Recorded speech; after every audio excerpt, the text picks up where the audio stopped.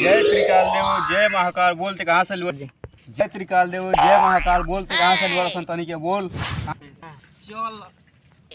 बोलते कहाँ से जल्दी बोल बोल बोल जल्दी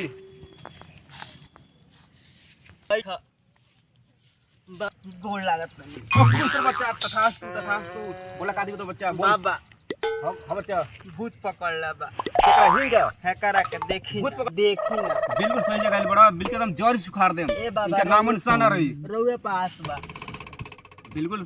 ठीक हो जाए ठीक बा हां बाबा रउआ का बस ज्यादा मुझे कहत नहीं उतना पूरा करियो एकदम बाबा हो पूरा जाए पूरा पूरा कुछ होई इच्छा बाटे वो पूरा करेगा बस ज्यादा कुछ नहीं है पूरा होई बाबा पूरा होई बताओ तनी 50 किलो मुर्गा बाबा। 50 बोतल दारू हाँ बाबा। काली एकदम एसबीआई बैंक में ताजा ताजा अकाउंट खुलल बन जाना कुछ पैसा नहीं है अपना घर जोन होई तो हम भेज देम और 2-4 कट्ठा जमीन और नाम को का दिक्कत बाटे इतना नुआ ठीक एकदम भूत भाग जाई